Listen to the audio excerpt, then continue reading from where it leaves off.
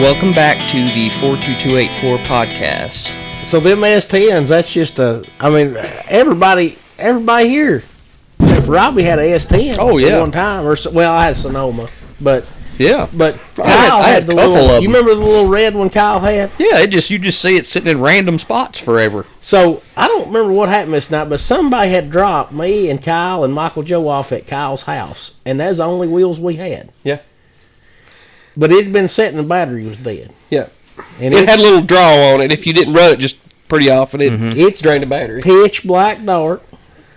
We push it backwards out of Kyle's driveway up toward the shop. Was it a stick truck? It was 5-speed. Yeah. Okay. 4-cylinder 5-speed. And so then we take off pushing it down the road, and we're going to roll start it.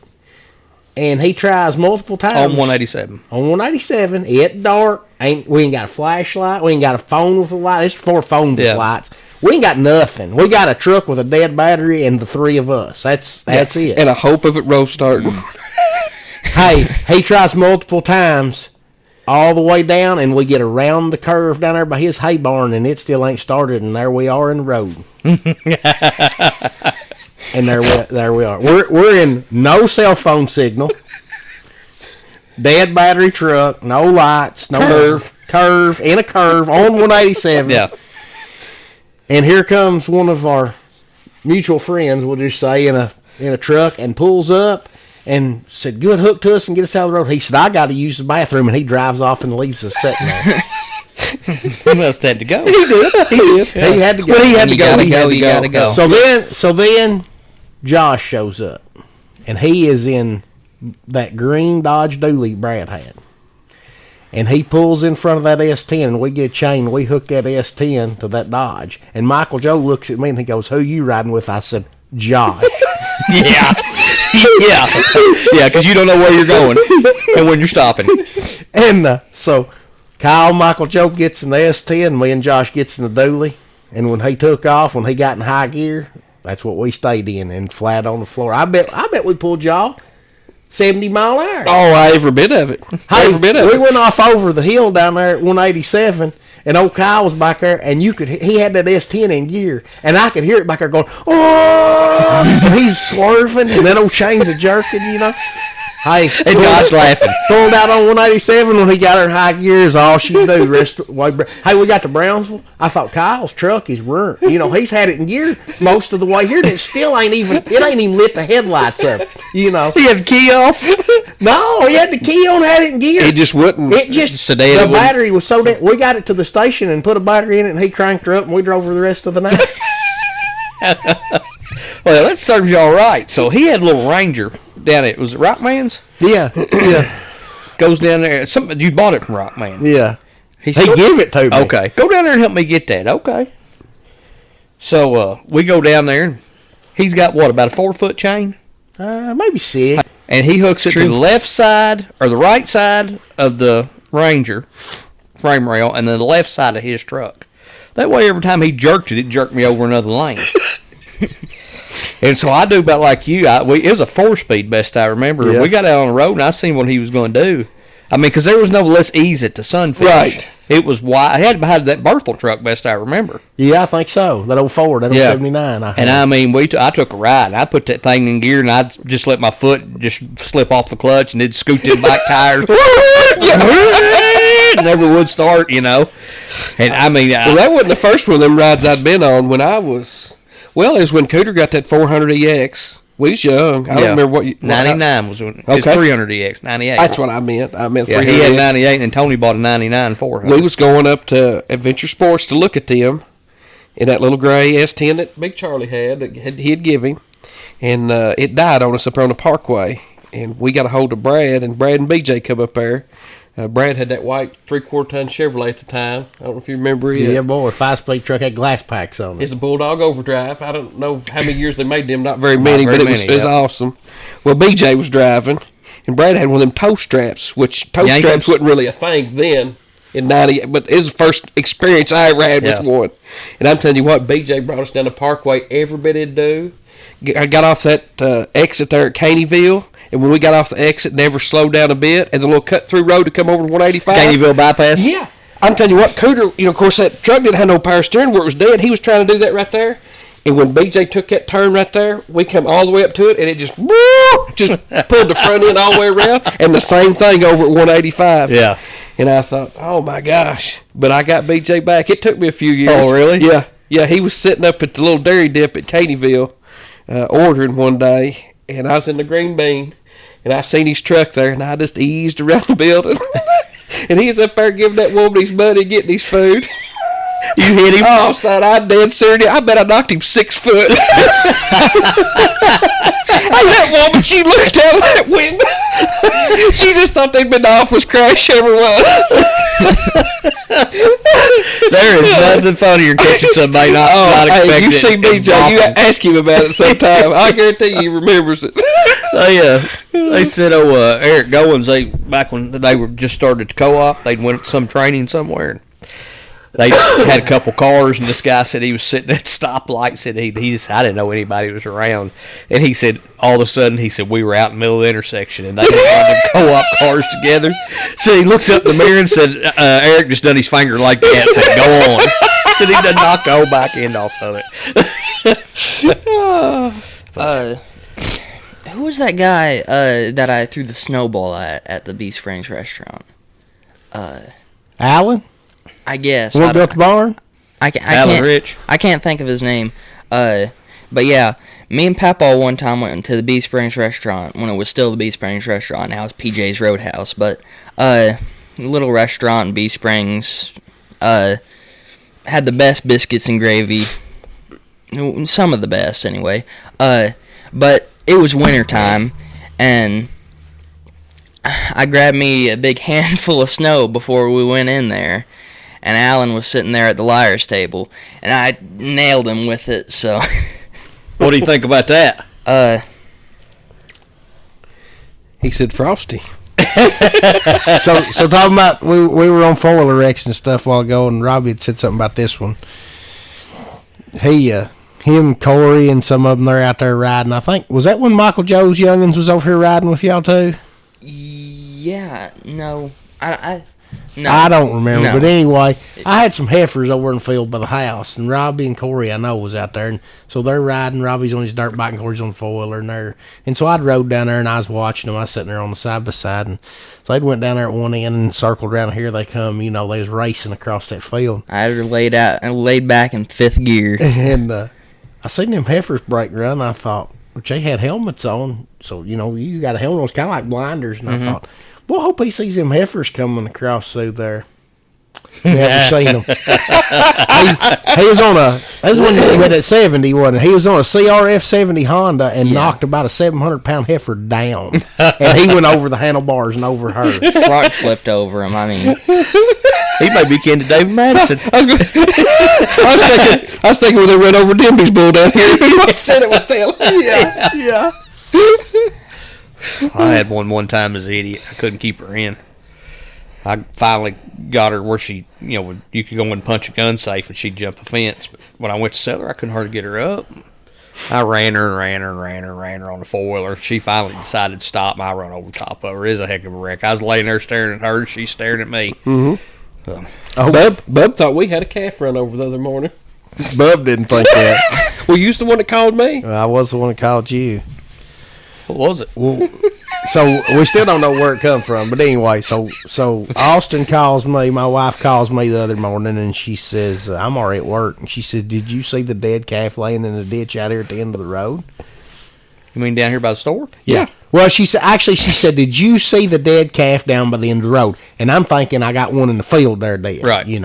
And I said, no, which one is it? And she said, well, I don't know, but there's one laying in the ditch dead. And I said, in the ditch? And she said, yeah. And I said, has he got a white face? Every calf that I got on the place right now, young calves, is a baldy. Mm-hmm. I said, has he got a white face? She said, I don't know what's got white under its belly. And I said, can you not see its head? No, I can't see its head the way it's laying. And I said, okay. So get down in there? Maybe it's... Check it. She's headed to work. I said... That wouldn't stop me. You would have, Kyle. I said, well, maybe it's Kyle's or maybe it's ours. I don't know, but one of them might got through the fence. Somebody hit it. If it was small and didn't turn nothing up, they didn't. They just hit it and went on. And so I called Kyle. I'm like, me or you one has had a calf get out and get hit apparently because there's a calf laying dead in the ditch up there. I said, have you got any calves that's got white on their belly? He said, no, I don't think so. I said, well, do you care to go up there and check? No, I don't care. So he gets out and he goes up there, and in a few minutes he calls me and he says, well, it's black and it's got white on its belly, but it ain't a calf, it's a goat. We still don't know where it came from. I have no idea. You think somebody had back truck and it bailed out? Maybe. I guess. I don't really know. It was still laying there yesterday evening, and I called one of the steak boys up here and told them it was there. And was it our neighbors across the way? No, I asked them. I sent him a picture. I didn't send her a picture. I didn't want to send her a picture of that goat all laid there. Well, I had a cow get out in the pond and die about, 10 years ago or something. Josh, my stepbrother, he called me. He was back here deer hunting. He said, you got a cow out in that pond. We were on vacation. And I said, well, I'll get it when I get back. Of course, the time we got back, she was big out in that pond. I had the kid's mama out there. I said, hey. She had shorts and flip-flops on. I said, hey, wait out in that pond. Throw this rope around that cow's leg. She said, I ain't doing it. I said, if you don't do it, I'm going to have to take my pants off and my boots. I don't want to You're already there. I was wearing those climbing boots where I was working. They're $500 pair of boots. So I don't want to do that. You got shorts and flip-flops on. And I mean, this cow, she was big out there, right? She'd been floating. The water's nasty. She already was coming apart. She said, I ain't doing it. I said, good. Wait out there in the water. It's all you gotta do. The leg sticking up. All you gotta do is throw this lasso around the leg. It's all you gotta do. It ain't 50 foot out there. Yeah. It can't be deep. She got about waist deep before she backed out.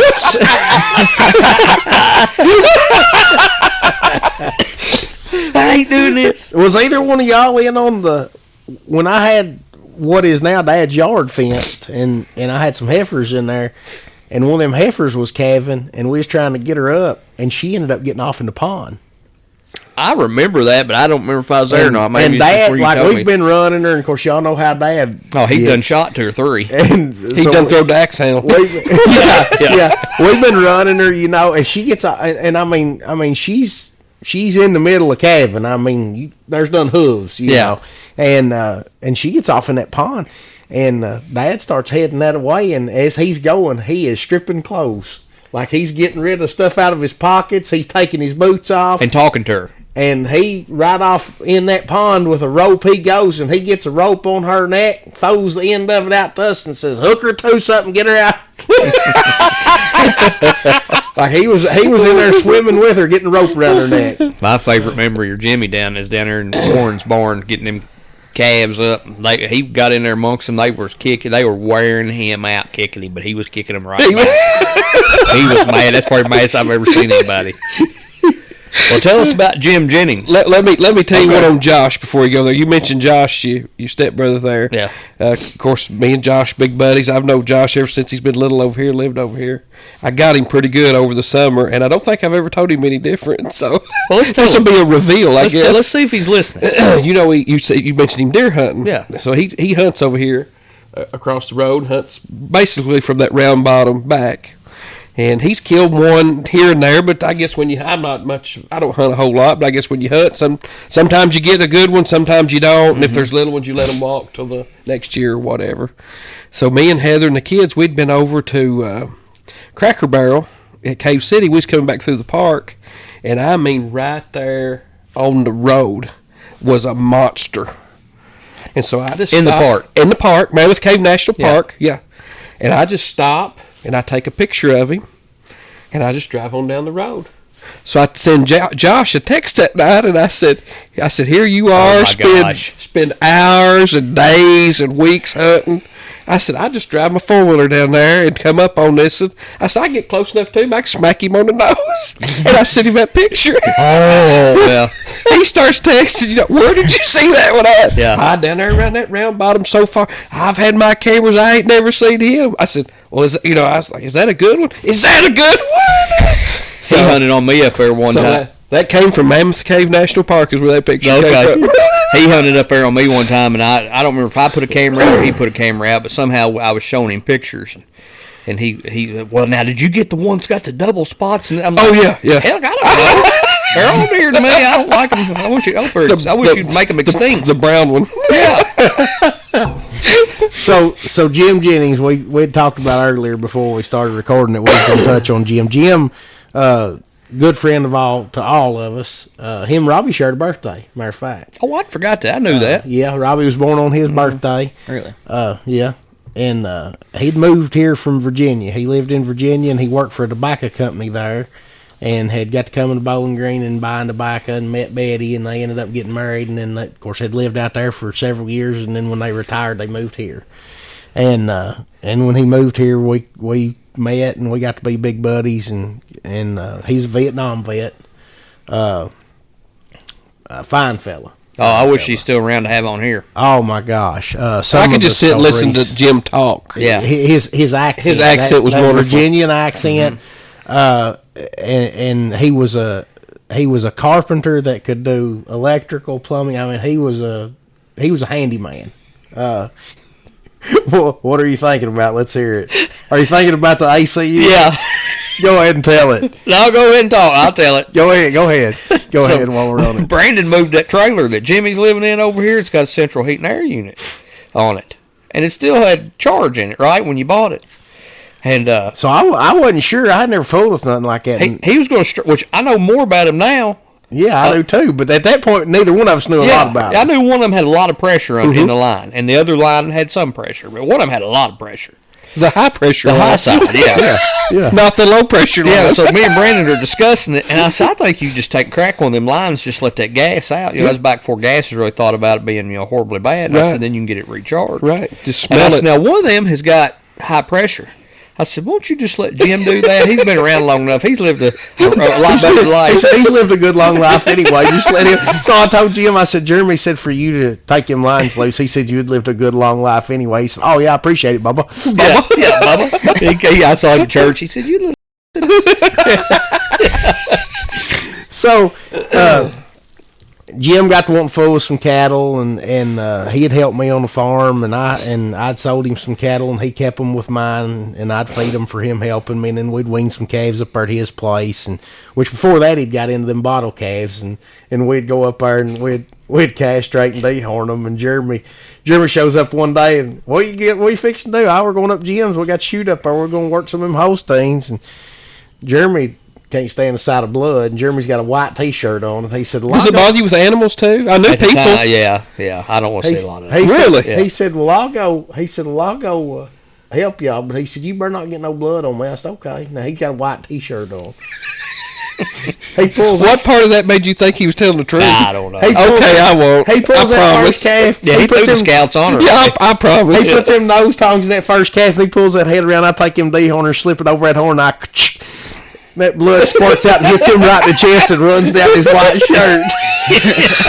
What'd you do? Just pass out? Did you just fall down? He didn't pass out. He hung with it, but he didn't like it too well. That was always my job, even back when we worked cows for John A. Was the nose tongs. Yeah, because I always had enough butt to hold them still. Yeah, I hated it though. But I tell you what I did one time.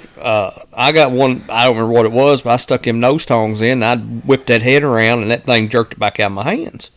And I was always told, never wrap that rope around your hand. And so that chute had a place on the side of it where you could drop a chain in to chain would catch. Right. Well, I whooped that head around. I wrapped it around that a few times, and when I did, whoever was on the other side hit the wrong lever and opened that thing, and that cow flipped out, and then she was tied to that. And I could not get her loose. It's like one of them Chinese things. Oh, the favorite tracks too. The harder she pulled, the tighter she was. Man, she was cutting a fit. And finally, I think maybe Glenn Logston or somebody was there. They took a pocket knife and just cut the rope, and she walked around out there for 2 or 3 days with that because those tongs, you latch that rope down. Yeah, she walked around with them nose tongs. I don't know if we ever found them once they did fall off. Finally, needless to say, I got talked to pretty rough on that one too. But we go up there and work him calves for Jim. He said, y'all are mistreating my heifers. Y'all gonna ruin my heifers, boys. He had that one that time. What was it? It had a big place come up on its neck. And we went up there cyst or something. Yeah, and I lanced it, and of course got all that old infection out, and of course when we was fooling with them bottle calves, my theory was cure it or kill it kind of deal. Yeah. If it called for 20 cc's, we was probably gonna give it 40 if we had a 40 cc syringe. Dose that dude up. And whatever the cc's the syringe was, that's what it was getting. It didn't matter what it called for. And so I draw up LA 200. I've got that little Holstein calf there just between my legs, and I just pop him in the neck and I squeeze it out. And when I pulled the needle out, I just turned him loose, and he just collapsed. Just fell down on his side, and I just looked, and he gets laying there on his side, and he gets moving his legs like he's running, but he's laying on his side. And I looked Jim, I said, well, I've killed this one, you know. And he done that for, I don't know, it seemed like a couple of minutes, you know. And then all of a sudden, he just stood up and just stood there and looked at us. I ain't never seen one do it. That's the only one I've ever seen do it. But me and Jim just looked at one there. I said, I've killed this one. But maybe you hit his ear canal. You just had him out of balance. Yeah. Messed him up. Vertigo. Yeah, I'm trying to think of the word. Well, we've had a lot of fun had a lot of fun. They're both passed away now, but we had a lot of fun out Jim and Betty. Oh, my gosh. I mean, playing marbles with them and just, you know, after Jim died, we got to taking Betty to eat breakfast and stuff. And I had a Jeep. I bought a Jeep. Me and Brandon went to church one Sunday. Come out of church, and Betty said, what are you two little blankety blanks doing today after church? You know, she always gives heck. I said, we're going to go eat breakfast. You want to go with us? Yeah, I'll go with you. And so that Jeep was just a two-door. I told Brandon, I said, you're going to have to get in the back. We'll never get her in the back. So she gets up in the front seat, and Brandon's in the back, and we get to the end of 187 down there where the old Y is, and I was probably running. It's muddy. It's muddy. I was probably running, 50 or 60? Yeah, and he just goes straight. I just go straight. That Jeep just jumps about halfway down that hill. For everybody that's listening and don't know where the Y is, that's just an old road bed that's been taken up. Yeah. Used to, the road would you'd come down off over this hill, and the road would Y left or right. Yes. And when you went to the left, it was dangerous to pull out. Yes. And so they went back at the start of the Y kind of and put a S in it and made a different approach to where the intersection is. But now it's a T. Yeah, now it's a T. But the old road bed, they went in and took the blacktop up, and it's just a muddy Y. Trail. Yeah, trail. Yeah. But yeah, we jumped down through there, and Betty was cussing. But she was more worried about how dirty you was getting your Jeep than any part of it. Oh, you're going to run it? You're going to run it. I said, Betty, you run me off the road. It's your fault. Yeah, I run her off the road that time. And he took her up the Powerline Hill over in that same Jeep. Yeah, we went and got her, and we got Pam's with us that day, too. Me and you were down there to church working on that bell. That's when you rung the bell and about deafened me. While you was up in the bell tire. Yeah. Well, they show up, and I said, you want to go for another Jeep ride? Yeah. So we load them up in there, and as soon as we pull out, Betty said, I wasn't going to ride with you ever again. Because she remembered the last one, her mind was slipping a little bit there. So we went up that Powerline Hill.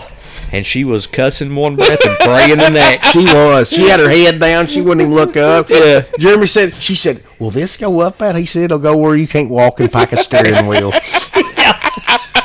Yeah. Oh, she was mad. She was mad time we got to the top of the hill. But Bub was trying to wreck Blanton one night on the way to Brownsville. Really? Yeah. Yeah, no, Bub wasn't. I thought it was you. Four deep in there. You was there, wasn't you? I was there, but I wasn't the one next to Blanton. You was the one next to Blanton. I don't remember it that way. What, you grabbing the steering wheel? No. We're in a that same truck we was in coming back from Missouri, but to give everybody what it is, it's a 96, I think, single wheel ton, 4-drive, 465 speed. So I mean, that's the one that backfires so loud. Yeah, yeah. It backfired. Just everybody think the bomb's going on. We got a 20-foot Delta cattle trailer behind us, and it's empty. And we're headed to Brownsville, and there's 4 of us in the cab. Jonathan's driving, Kyle's sitting next to Jonathan. I'm sitting next to Kyle, and Whitaker's sitting next to the door. Y'all had cab full. We had a cab full. We had more of a cab full than I had. Yeah. So when we fall into the Windyville stretch, old Kyle reaches over and gets his foot on top of Jonathan's on the gas and just smashes her to the floor. I've been a victim of that before, just so you know. And so we make the curve at the end of the Windyville stretch, but then we're in that next stretch, and we're coming up on the J.D. Leftel curve. Yeah. And old Jonathan, it's pretty sharp. Old Jonathan's going, it won't take it that fast, Kyle. It won't take it that fast, Kyle. It won't take it that fast, Kyle. And finally, Kyle ain't letting up. And Jonathan just reaches up and cuts the key off, and we fall in that curve, and the old truck's going, whoa. And about middle ways that curve, old Jonathan fighting her for everything he's worth to get around that curve. Kyle just reaches over and turns his key back on and still got his foot on top of his. Going, whoa, here we go again. So one of my favorite things in the world to do when we're at the lake is to do that to Lindsay on the golf cart. Because, I mean, you panic just for a second, right? Yeah. She'll get mad. You gotta mess with people a little But bit. Sure. Old Jim, you know, me and him built this little barn down here. Yeah.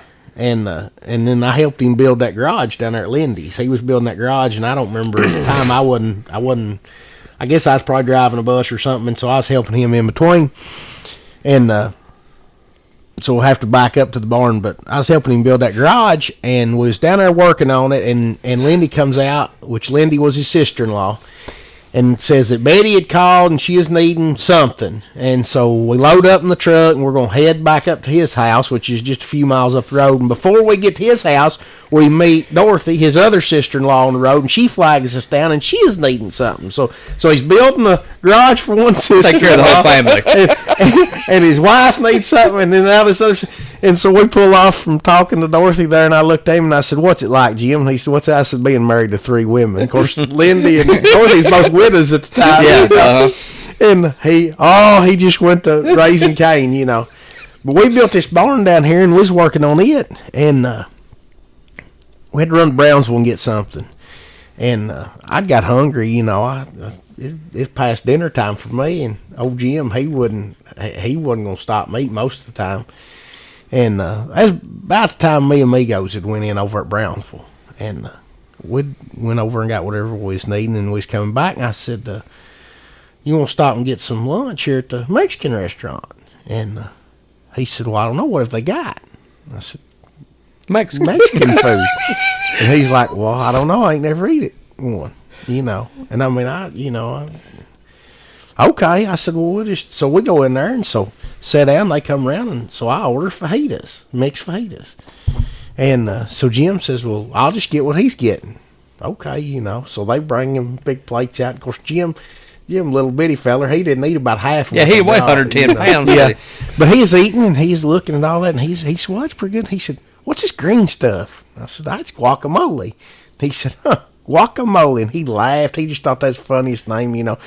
And he said, "Is it any good?" And I said, "Well, it ain't bad most time. You know," I said, "Some of it's better than others," but I said, so he tried it. It's an acquired taste. He said it just ain't really got a lot of flavor. I said, "No." I agree with him. I think it's bland. Yeah. You go to the right restaurant, Yeah. they make it. It's good. It's got a lot of flavor. It's got does some it? heat to it. Yeah. Some of the places you go in, it's very bland.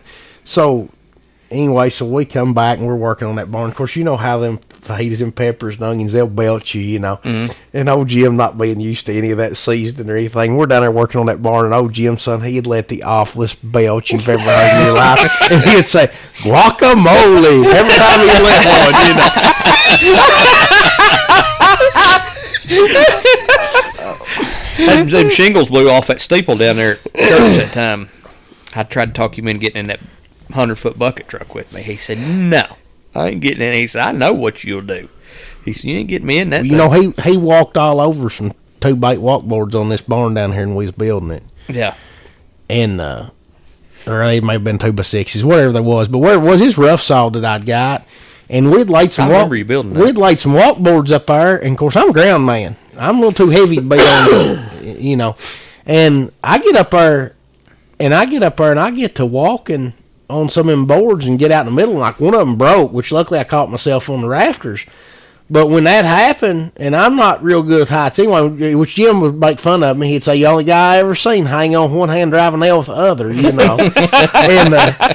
and so anyway, so he gets up there, and he was all over that top of that barn with them old. He had that crippling arthritis, and he had them special shoes. You know, he called them Herman Munsters, and so he'd get up there, and so one day we got down there, and I started up the ladder, and he says, "What are you doing?" And I said, "I'm going to get up there." And he said, "Why's that?" And I said, "You know what people's going to say, and they pass here, and there's a And you're on the 20-some-year-old man on the ground, and a 50-some-year-old man up on top." I said, "I'm getting up there." So I doubled up the walkboards, and then I could get up there and move around, but of course I still wasn't as fast as him. But then we got to putting a metal on it, and Jim, when he worked for the tobacco company at one time, he had run a forklift. So, like, one of my tractors at the time had a 2-stick Yeah. I remember valve that on the tractor, loader, 175. and the 175 had a joystick. So you could put him on the one with the 2-stick valve where he's used to a forklift. He could do really good, but the joystick just confused him. Yeah. So I'm in the bucket of the tractor with the joystick, and he's pulling me up there, and I'm screwing the metal down through there, you know. Mm-hmm. And so I got ready for him to let me down, and I said, down. And next thing I know, he just creels the bucket and just dumps me out. I'm about 10 foot off the ground. He just dumps me. You said down. Yeah. And I said, what was that? You know, I turned around. What was that? You know, all the screws dump out. Everything I had in the bucket dumps out. And he said, it's all right, Bubba. You're just like a cat. You hit on your feet. You wasn't going to shake Jim up. No, it wasn't going. I never really knew Jim. When did he die? He died when I was really young, didn't He was young, yeah. But Betty was a sweetheart. She babysat me all the time. Yeah. And I was talking to Pam, her daughter. Pam said when was it dementia she had? When her dementia got real bad, she wouldn't even remember Pam, but she still remembered me. Yeah. She'd ask about me all the time, even when her dementia got bad. So She had that little dog. Remember that little... Oh, yeah. Did that dog... was it still alive when she passed away? Yeah, Pam and them had him. I don't know if they've still got him or not. He was in bad shape. One night we were playing marbles over there, and I mean, she got dead serious. What was that dog's name? Barney. She got real serious. She said, I need you to do something for me. I said, you name it. You know, I would. I'd done anything for her. She said, I want you to promise me that when I die, that you will kill Barney and put him in the casket with me. I'd forgot about this. And Spenny ain't kill that dog. He wouldn't bother me to kill the dog, but just to put it in a casket with her. I said, you don't want Barney in there with you. I said, he'll be stinking. I said, you don't want him in there with you. It'll be an awful mess. I forgot about her asking you that. And she said, no, I do. I want him in there. I said, Betty, I ain't doing that. I said, but I tell you what I'll do. If you die before Barney and that dog dies, I'll bring him down there and bury him on top of you. And if they tell me he dies, I'll go do it. I guess we need to find out if Barney's died. Yeah. I'd forgot about that. Yeah, well, she loved that dog. But that little old thing, he hated me. I'd go in up there and he'd try to bite me every time, and I never done anything to him, you know. Guess he just sensed the meanness. He'd heard about you. Yeah, he heard the rumors. it's always the little dogs that have the biggest temper. Yeah. The only thing that's ever tried to bite me before is a border collie, and you can't kick them things. You ever try to kick a border collie? Them things will bite you, and you'll kick at it, and they'll dodge it. One of the funniest things I ever seen was a alpaca get after a border collie. Really? That thing was slinging its front legs out trying to stomp that border collie, and that border collie had its tail tucked plumb up to its throat running. So I mean, it's trying to get away from it. Really? Yes, sir. Well, a little old Chihuahua one time it put me in the back of the truck. It about to eat my legs up. Yeah. I had them tall leather boots on, climbing boots, and he was biting, and it was hurting through the boots. And I finally got up in the back of the truck, get him off of me. I think when I went over the side, he was still attached, too. There's a Chihuahua bit me up there at the lake and just stayed latched on while I walked back to the vehicle. The woman never said a word. Really? Yeah. What'd you do? Get to the vehicle, like shake your leg, get it off? Yeah. I mean, I wasn't going to cut a shine right there in front of her or anything. But I mean, like he was, and then all of a sudden he just was quiet. Mm-hmm. And I'm walking and he's dug in. Like, lady, what about your dog? You know, never said a word. I ain't got any time for a biting dog. It's just like when you boil something to reduce it. It gets smaller, but the flavor gets enhanced. The smaller a dog gets, the bigger the temper. I mean, that's what Uncle Gene thought. Yeah. You boil them steaks, it enhanced the flavor. Colin disproved that theory. Yeah. Well, maybe he was scraping it off the top of the water was the problem. Maybe if it was the good stuff he was taking out. Yeah, if he'd let it just settle back in there, it'd probably been okay. Yeah, he could have just spread it over the top. Well, like a little spread. Like mayonnaise. Yeah.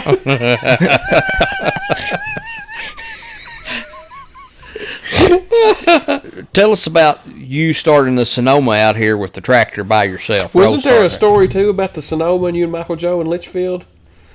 No, that was his Ford Ranger. Oh, okay. You talking about that boy on rollerblades? Yeah. Yeah, that's his Ford Ranger. That's a pretty good story. Have you heard that? Did he hang on to it? Yeah, Michael Joe swerved.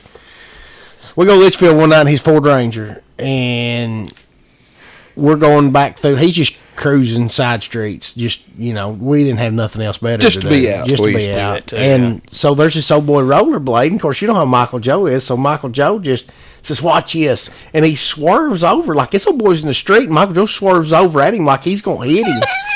And then swerves back and just, he's laughing, And like this old boy's mad. He spins around. he spins around as we go by and he's rollerblading backwards, giving us the number 1 sign with both hands. We're number 1. And so Michael Joe, we go back his street and we turn around back there, which we didn't know them streets or nothing. And we're coming back out, and so we get pretty close to where this old boy was at before. And Michael Joe's looking around and said, "Wonder where he went." And we pull up this 4-way stop, and he stops, and this old boy comes rollerblading out and grabs the side of the truck.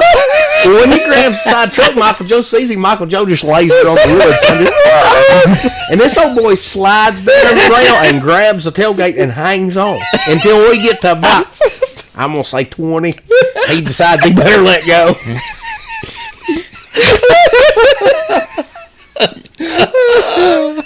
I wish I knew who that was. We were up there running around doing that one night, just driving through the back streets, and there was 2 pink flamingos on the side of the road, like statues. Well, I got out and grabbed one of them. I thought everybody needs a pink flamingo, you know? Yeah. Well, they called the cops on us. And I can't remember the cop's name up there, but he knew exactly who it was, the truck we were in. He run us down. Well, he made me take it back, apologize to the lady. And he said, why would you grab a pink flamingo? I said, hey, have you ever seen a pink flamingo in Litchfield? He said, no. I said, I hadn't either. I thought I could catch it. That's why. Yeah. So the Sonoma and the dead battery. So I pulled in one night and checked my mail. I'd sit out in the truck and read my mail. And I left the dome light on.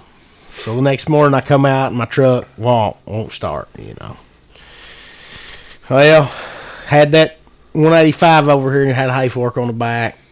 Of course, that's before I fenced that front lot. And I thought, well, first I try to push it by hand, and it's in a little dip. I can't get it to go either way.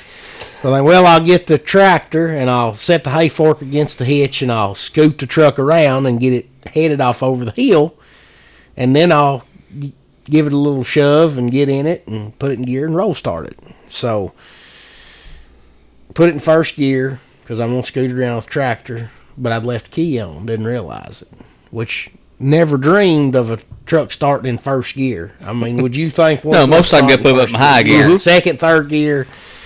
So I go and I get the tractor and I come back and park, yeah. True. And I put it in. I put tractor in reverse and I get the hay fork against the hitch, and as I'm kind of scooting this truck around sideways and forward, of course you know how they'll roll one tar forward and one back on the rear end. Yeah. And it kind of does that, and I see a little puff of smoke come out the exhaust, and I thought, boom, and it said, boom, and it takes off across the field. So you had left the key on. I'd left the key on. It's in first gear, and it starts. So I get the old tractor in high gear, and I overtake the truck. But at this point, I'm kind of like a dog chasing a car. I've caught it, but I don't know really what I'm going to do with it. So I'm thinking, I didn't have a bale of hay on the back. I've just got the hay fork. I thought, if I put the hay fork in front, it's going to run plumb through the radiator, you know. Yeah. And the bumper was done being up a little on the truck where I'd hit a deer. And so I thought, you know what, I'll just put the back tractor tire crossways in front of the truck and let the truck hit it and it'll stop it. Because it's just in first, right? It's just in first. So I do that. I get ahead of it enough. I get tractor crossways. I put the tire right in front of it. Boom, it hits the tractor. Of course, it jars me a little. Truck dies. There we are. So I'm thinking, well, now I got a truck against the tractor that won't start is what I'm thinking. Yeah. And I go get in the truck and I clutch it, and it had built the battery just enough coming across the field that it started. But yeah, when I passed it on the tractor, I thought, I really didn't think this through because I've caught it now, but what am I going to do with it? Yeah, you know? Yeah. You said you were checking your mail at the beginning there. Have we told on here about me checking the mail and you coming through? Yes. We have told that? We have told okay. that. I just Him making sure. trying to kill you? Yeah, it was a life. This is one of them.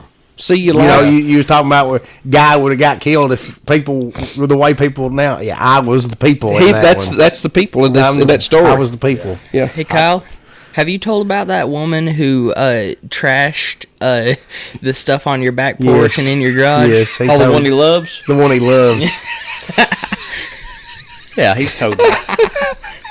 She lit us up. That just goes to show you, if you tell me you love me, I'll tell you I love you back. I reciprocate the love. Yeah, there's a guy at work when I hang up with him. He's I just want you to know I love you. I love you too. Hell.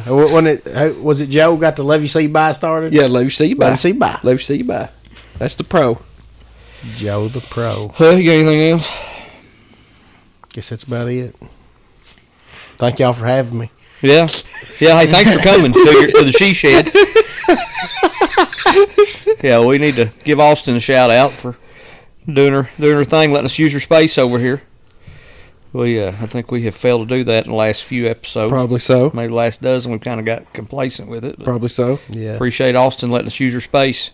She's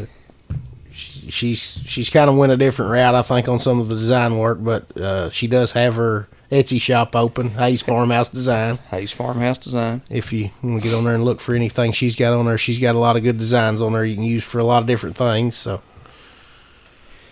that's good. Well, we'll see y'all later. See you next time. Thanks, everybody, for listening.